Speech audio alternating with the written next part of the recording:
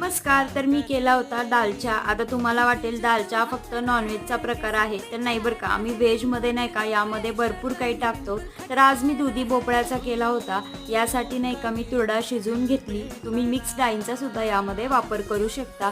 त्यानंतर दुधी भोपळा जो आहे तो रिंगमध्ये कट केला.